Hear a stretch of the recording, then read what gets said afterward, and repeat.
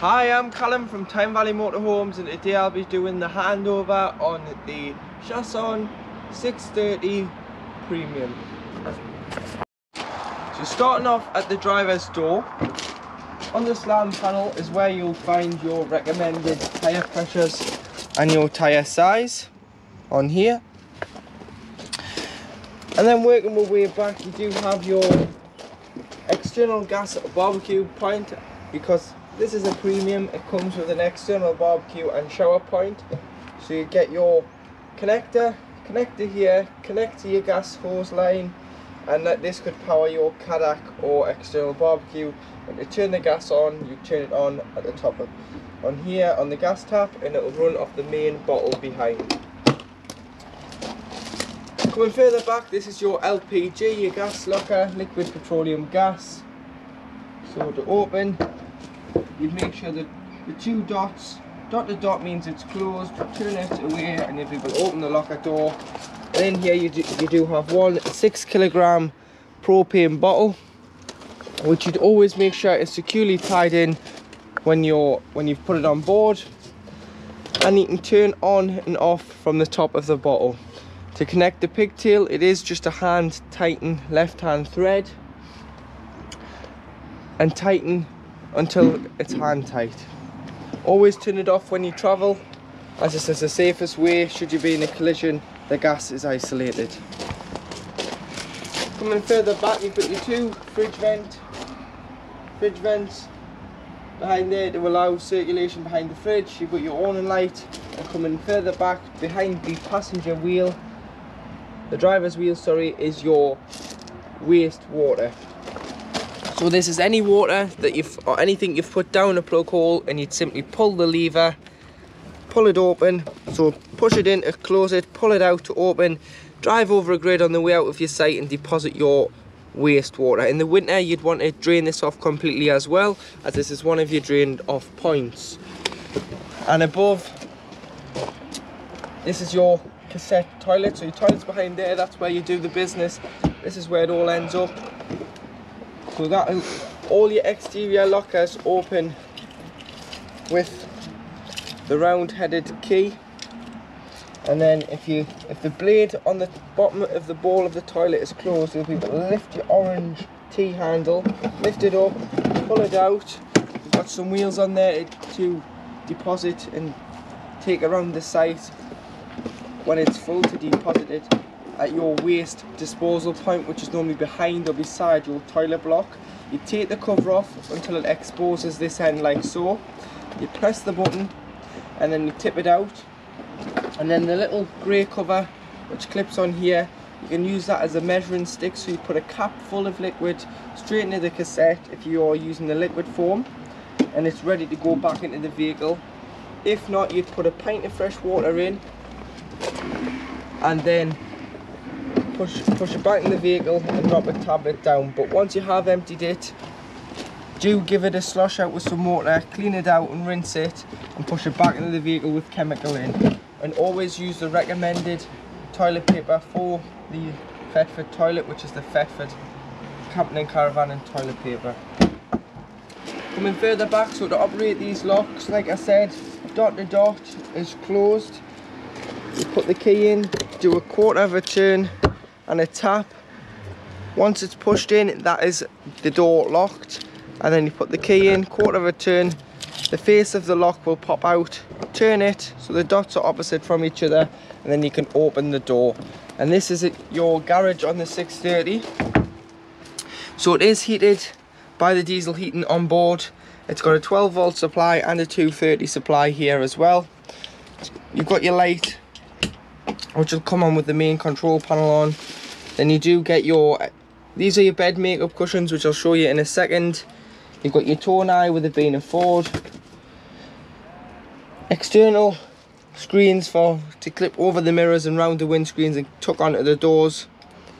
Fire extinguisher, blow up kit. As with the Chaussons, you don't get a spare wheel, so this is your fix and go blow up kit on a Ford. And you get your 25 meter hookup lead as well. Coming around the back, you do have your high level brake light and built-in reverse camera at the top. And then this is where the back panel has been strengthened in the structure for a bike rack to clip onto here. And then should you ever get one parking sensors fitted, you can get them fitted to these little dots here, which is where they're meant to go, and it makes it look like a factory finish. Coming to this side, you do just have more access points to your garage, but you've got your shelves at the top, so you just turn the turnbuckle and pull them down, and you can put your bits and pieces up there just when you pack the vehicle for your trip. But you've also got tethering points in the garage as well, so should you ever need to tie anything down, you can do here.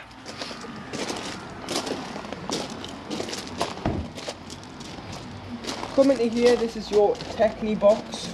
So to open, you just push in with your thumbs, pull it down, and the first thing you're going to be greeted with is your fresh water tank, which is on board. So to fill, you'd get a hose pipe, take this cover off, put the hose pipe in there and fill until it either overflows or you're happy there's enough water on board. And then should you have a full tank of water on board and you're ready to travel and you don't want to travel with an extra weight, as you may want to use it for putting more gear on board the vehicle, you can lift this travel drain up, and what that does is it drains it from a full tank and leaves 20 litres on board. So you'd lift the tap up, you'd put the pump on, and as soon as you put the pump on, it'll start squirting water directly underneath the van until it takes it down to 20 litres. And then once a season, if you did want to clean the tank off, as long as it's empty, you can take this big nut off, you can get in and clean it out with some Milton or other freshwater cleaning chemicals to make sure that the water is lovely and clean, and the tank should be nice and fresh as well. Coming to this side, this is where all your electric unit is. So you've got your 230 trips here, so you can test your trips here. So should you be hooked up and a hairdryer or a kettle's blew the trips, check here before you check your site. And then you've got your fuses here for all your auxiliary inputs like your pump, your lights and so on, so it would be a good idea to carry some spare blade fuses. But these two fuses here are for your diesel heater. So should your diesel heater go from a solid green light to a flashing green light, that's indicating that there's a problem with the diesel heating. So you can come in here and remove these fuses after you've turned the diesel heating off, put them back in, and this will reset your diesel heater and try and basically make the diesel heater work again without the light flashing. If not, then there is obviously a problem with the heater. And then coming to the front, you've got your hookup point here. So this is where you hook the vehicle up to 230 electrics. So you've got your 25-meter hookup lead. You lift the flap, lift the collar, slide the collar on top of the hookup point on board until you hear it click. And then to unhook, there is a small blue lever here which you'd pull the hookup lead off with. Just coming back to here very quickly, to drain the full tank, as I've only said about keeping a maximum of 20 litres on board, to drain the full tank you have to get underneath the vehicle. So underneath the vehicle on this small pipe here, this one here, there'll be a black push fit end stop on here. So what you'd do is you'd pull it off until it leaves the pipe like so, and all the water will drain off. As this is our forecourt vehicle, it hasn't got it on at the moment.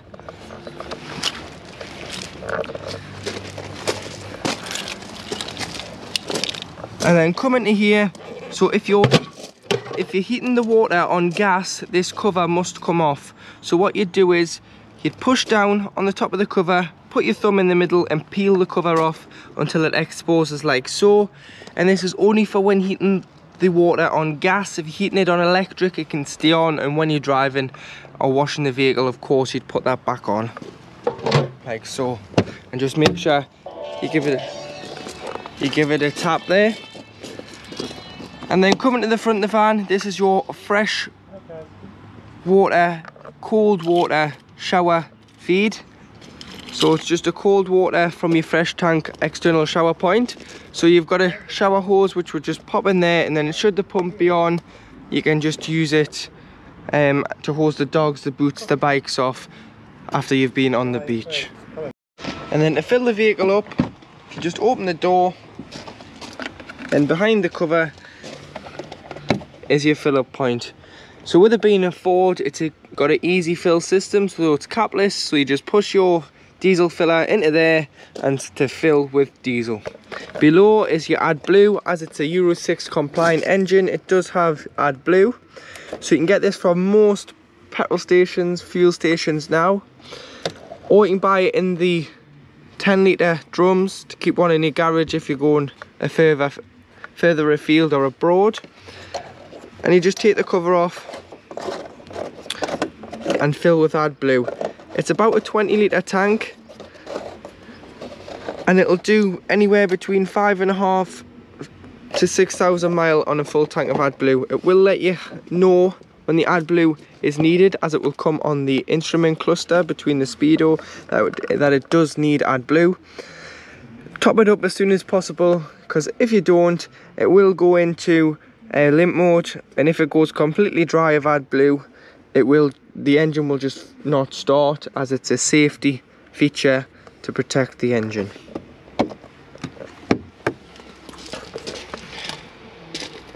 Coming around the front of the vehicle, you do have your bonnet. So underneath the bonnet, if you use the key, push it to your left and then turn it to your right to release the bonnet. So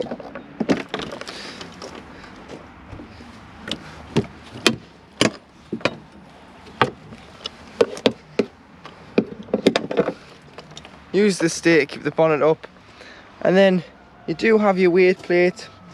So it's 3.5 ton gross vehicle weight. You've got your axle weight, you've got your HO number here, which is your unique build number. So if you ever need a warranty claim or parts, quote that number and we'll be able to get the right parts for your vehicle.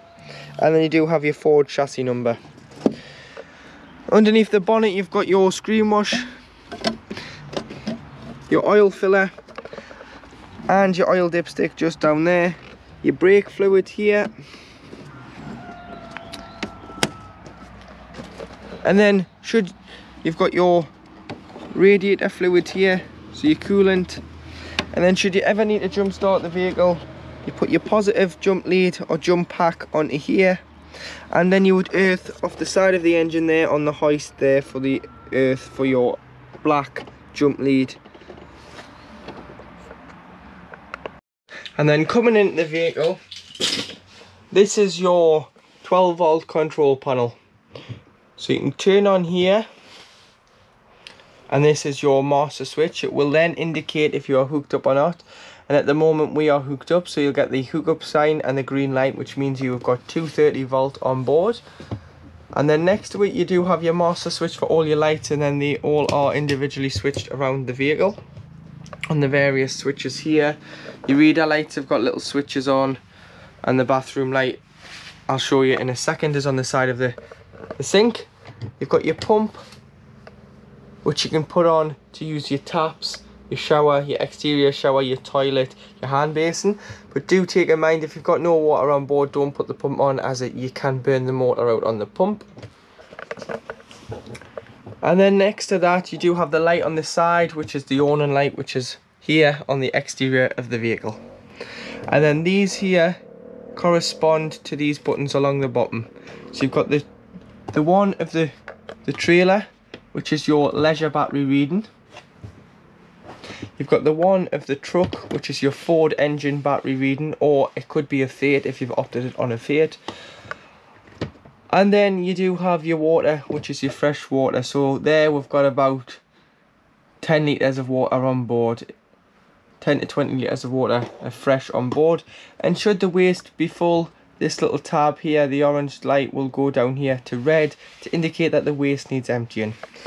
And next to it you've got the dimmer, so you can dim or brighten the panel should it be too bright or too dark for whoever's using it, or the people sleeping in the beds above. It might be too bright for them on a night, you can dim that down.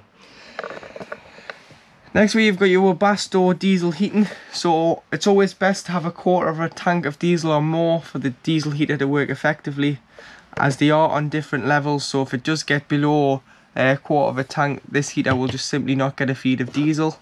And to work, you just turn it all the way to the top, so full temperature for 5 minutes, as it gets the combustion quicker. It is better to start it at full, and then you could adjust the temperature. When starting it at full, just because it does take a high voltage of power, you might notice your lights are flickering. This isn't a problem and it isn't a fault with the van, it's just because it's taking a high power input to get the diesel heater started, and once it is started to full, it will then, the lights will then start, or should I say stop flickering, and that is your diesel heater working. You've got your little thermometer here, so your thermostat, which picks up the temperature of the van. So should it be too warm when you're trying to use your diesel heating, it'll not work, because it'll automatically recognise that the temperature's high anyway. You've got your switches here, so you've got your kitchen and your entrance lights, and then below you do have your little blue reading lights around the plinth there. To operate your fridge in your kitchen, so if you press and hold, you can turn it on. And then basically, A stands for automatic energy selection, so it chooses the best energy source it can that it has available. So at the moment, we have electric on board, so 230 volt electric, so it's when to hook up. If I was to take the hook up out, it would then change to gas. And then if I started the engine, it would then go to the 12 volt setting that it gets from the alternator. Not the leisure battery, the engine battery alternator. And what that does is it sends a feed to the fridge, which is designed to keep the temperature the same when departing. So the idea with the 12 volt setting is, don't expect to put your shopping in and to put on 12 volt and your shopping to be frozen off nice and cool when you get there, because it isn't going to happen. You've got to hook the van up the day before, put your shopping in, allow everything to get nice and cool, and then you can then put it onto battery, and no matter how long you travel, your shopping should stay at the temperature it was when departing. Or if you wanted to manually put it onto the sausage, you just take it off A, press this button, you've got a battery, it's failed because the engine isn't running at the moment, gas, and it self-ignites, and then you do have temperature here, so obviously 5 bars being the coldest, and then this setting here is designed to stop the fridge door, or should I say the freezer box door, from getting stuck when the freezer is on the coldest setting. And then when you winterize the vehicle, so you'd want to, when you stop using the van and you park it up for Christmas until the weather gets a bit better, clean your fridge out, take everything out, don't leave anything in it, but then you don't want to shut the door as it forms an airtight seal. What you want to do is you want to lift this cover up, and behind you'll see this little toggle. The toggle comes out, it just clips under here, and it allows air in and out the fridge, and same for the freezer box under here as well, and it allows air ventilation in and out the fridge and freezer box.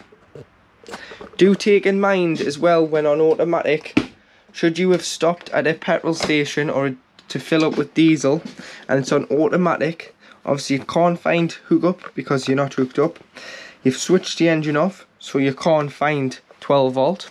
So what's it going to find? It's going to find gas. But the fridge is automatically programmed to wait 20 minutes before lighting on gas. So should you want to manually light it on gas, you just have to take it off automatic and put it onto the gas flame. Otherwise you'll be waiting 20 minutes if you're wild camping for it to light on gas. Below the fridge is where you'll find your 2 gas taps for your cooker and your fridge, but these are mainly for when the vehicle gets habitation service. The technician will test that each appliance is working correctly on gas.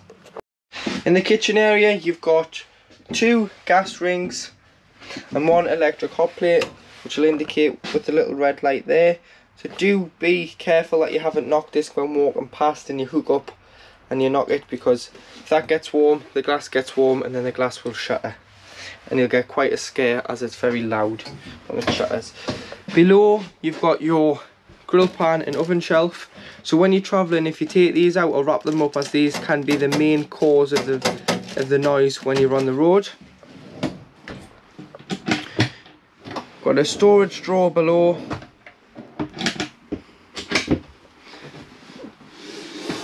You've got storage here, and obviously there's a plug up there which is for your electric hot plate for your oven, so should that ever be giving you any problems, you can isolate it there, or if you want to utilise the socket in here, you can do.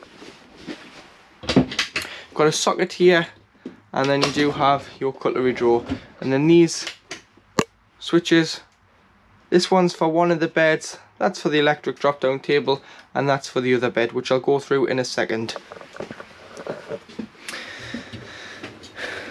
To operate your blinds, so to separate them, if you pinch, you'll be able to depart the fly screen from the blackout blind, and then you can pinch and clip it back together. But always pinch them to use the blackout blind, and to open your windows, press the buttons in, turn the little toggles, push it out. It stays out, you have to push it all the way out to bring it in. But do make sure all your windows and skylights are securely closed before you start driving anywhere. And then this is just a tablet holder or a book holder for when you're cooking, which you can slide along,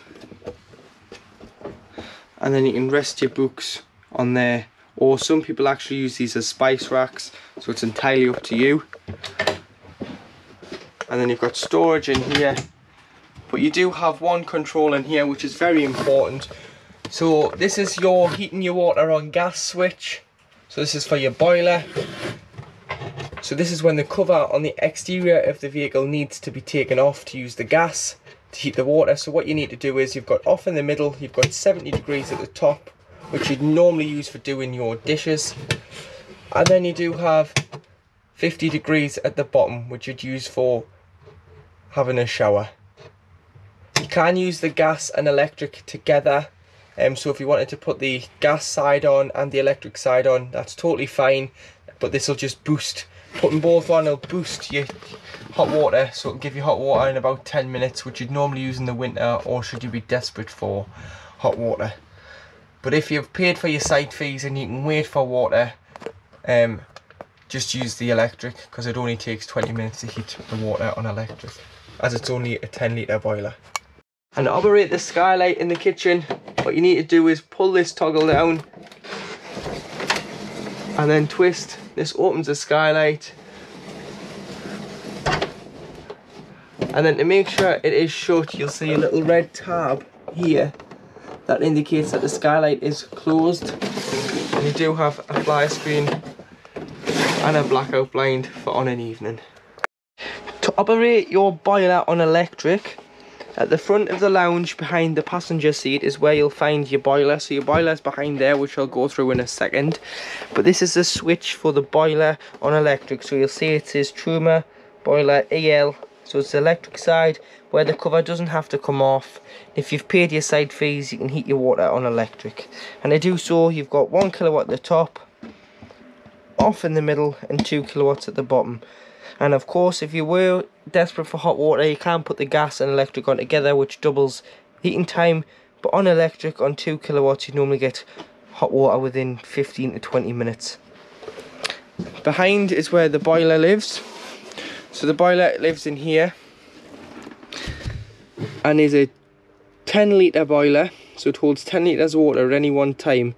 In the winter, it's very important that you don't let this 10 litres of water freeze, because if it freezes in this boiler, it's a very expensive mistake, and the boiler is broken and needs replaced, and it isn't covered under warranty, as it's your responsibility to winterise the vehicle. And to winterise the vehicle, you'll make sure this toggle tap is stood up like so. So if it's stood up like so, the water directly drains out underneath the chassis. If it's down like so, it's holding water, So during the season when you're using the vehicle, the tap will be down like this. And in the winter you just need to stand it up and you'll hear the water gush out underneath the van. You'd open this tap, you'd pull the bung off the fresh tank underneath. You'd open the waste, which is behind the back wheel. And you'd open all the taps within the vehicle to allow any water in the lines to drain out. And you take the shower head off the hose and allow the hose to lie in the shower tray to stop any water from freezing in any pipes or lines. In the back of the 630 is your washroom. So you've got your two shower screens which you'd need to tie back when driving, otherwise they'll clatter about. So make sure they're securely tied in. And then on the roof you do have another skylight, so if you just press these two, pinch them together, be very gentle with this as this is on a spring, so you'd need to help it along. And you've got a fly screen as well. You can unlock and lock the lid for the skylight. So unlock it and then you just turn it here and give you ventilation if you've used the bathroom or the shower. And then you do have a towel rail, which is also great if you've been caught in the rain with the dog or you've been out for a walk and you've got wet clothing. You put a few hangers on here and hang your clothes, it'll drip dry in here. Even better if you close the door and you've got the diesel heater on, because this gets lovely and warm. And your concertina bathroom door, obviously you can tie that back when you are travelling. If not, you just slide it along like so. You've got your toilet here, so to operate your toilet, make sure the pump's on. You'll be able to press the blue button here and it'll fill the bowl with water. And then you'd, like I said from outside, if this was to be open in this position there, so you can get your hands down the toilet, the cassette won't come out the exterior of the van. It's got to be closed, so you see the lid and then the cassette will come out. But to use the toilet, always use the toilet with the blade open. But I'd always flush the toilet first, open the blade, use the toilet, flush the toilet and then close the blade. Because if not, you're not lubricating the blade and it will come stiff and stick. That's not something you want. So always use it with it open, but always flush the toilet first before you use the loo. You can swivel the toilet round so you can get your comfy position when you're using it. And the bathroom light is on the side of the sink here, so it's just a little rocker switch. And then you do have toiletry drawer, a window exactly the same as the kitchen window and any other window on the van. And then you can just slide this along, block the window, open your toiletry cabinet or shut it. Towel rail here, an access panel to your garage, so should you need to get something in it, it's raining, you can get it through here. Or you can press the button, press the buttons in, and this is your wardrobe. So you've got storage here, hanging rail and some storage at the bottom as well. To operate the bed, so to convert the lounge from a living lounge into the bedroom, what you'll need to do is you'll need to drop the table first.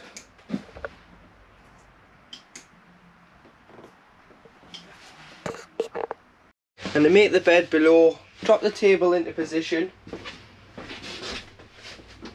push it as far over as it can possibly go, slide the support out, flip the table over, you get the infill cushions, so use the one with the flat bottom without the leg on to go as close to the cab as possible, and then get the one with the folded leg on. This one, push the leg, fold the leg and pop that so it overhangs the table, and there you do have a double bed below the electric singles if required. And to assemble your Smart Lounge travelling seats, take the cushions off.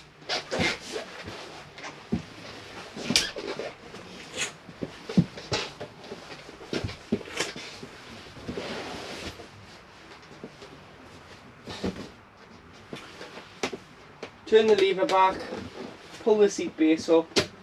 The seat base is also fitted with the Isofix on the 2020 models onwards, which this is. Put the seat base back in and the seat backrest behind your seat belt.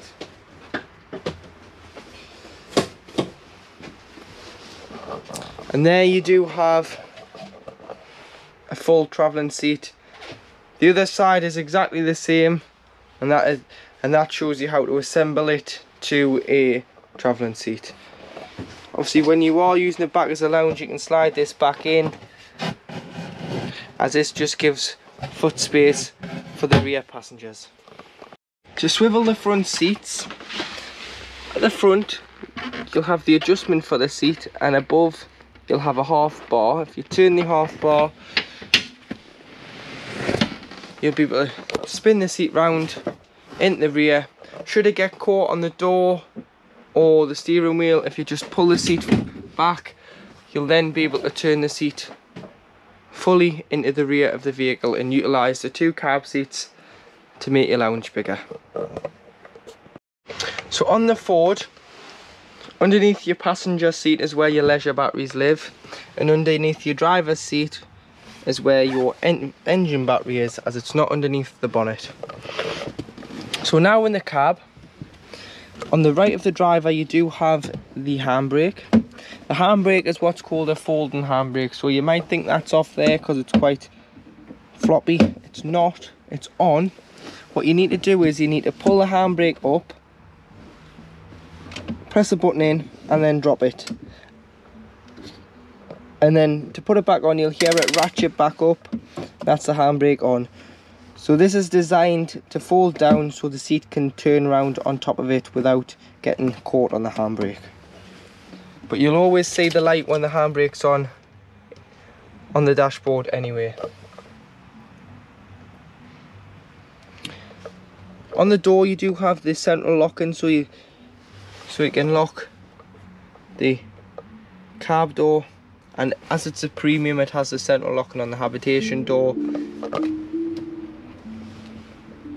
and it'll lock the motorhome door at the rear as well. Got your electric windows, so driver and passenger, and your electric mirror adjustment. It's just the top only. You've got to manually move the bottom one, which is your blind spot. And then coming down here, with it being the premium, it gets auto lights. If not, you'd manually have to turn your lights on and off, so side lights, main beam off. Front and rear fogs, headlight adjustment, and this will adjust the dials when the lights are on, so should they be too dark or too bright, you can adjust these when the lights are on. On this stalk you do have your wipers and your frequency of how quick you want your wipers to wipe the windscreen.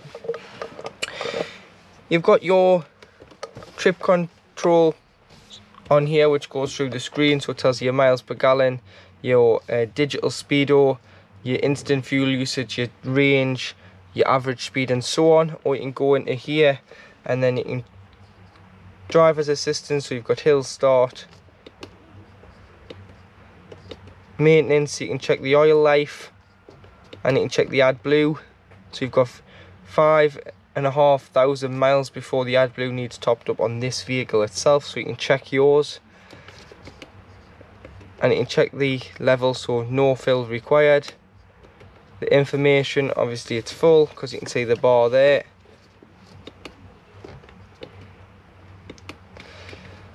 And then you do have your revs, your temperature, your fuel and your miles per hour gauge there. You've got your cruise control here and your speed limiter here, which you can set and cancel, your volume and mute, and you do have your indicators there as well. Mode changes it from normal to eco, And then you do have this little wheel spinning, which is your traction control, so you can turn your traction control off if you wanted to. If you've been caught in a wet, boggy field overnight, turn that off. It'll stop you digging a hole for yourself trying to get home or away from the site. And above you've got a 12 volt there, so if you want a sat nav, you can connect it to the dash and run the wires in here, and it looks quite neat. 6-speed manual gearbox, and this one has got the upgraded head unit from Accent, which comes directly from the factory, so you can put into reverse, and there is your rear view camera. And you can get the cards to go on the side for the sat nav, which as this is just a forecourt vehicle, the card isn't in at the moment. But if it was, this would light up for the sat nav. You've got radio, which you can preset 6, once your favourite FM channels. You've got DAB, so you can search your DAB channels once to load and choose your favourite ones of them as well. You've got Bluetooth, so you can pair your phone to it. So just find Accent on your device, your smartphone, and then it'll ask you if you want to pair your contacts, just press allow. And then you do have USB, which is here, so once it recognises a USB, that'll light up. And you've got camera, so you can always view behind the van should you be driving forward and you want that on, or if you're towing something, you can see that as well. These head units can be updated, so if your software starts failing, you just go on the Accent website and put the software update and just download it onto a memory stick, plug it in, and it'll load it. And you just want the Accent number. If it's the Ford, it's the F280. If it's the Fiat, it's the F270. Below you do have your climate control, so you've got your fan speed here, on or off. Obviously your demisting settings, heated windscreen as it's a Ford, put that on, and you've got your temperature there and your direction of where you want the air to go. Hazard lights below, 12 volt for charging, and your glove box, which is lockable by the key. On the front, with it being a premium, you do get the carb blinds, the Remus carb blinds, so if you pinch them, slide them down like so, and if you pinch the windscreen ones,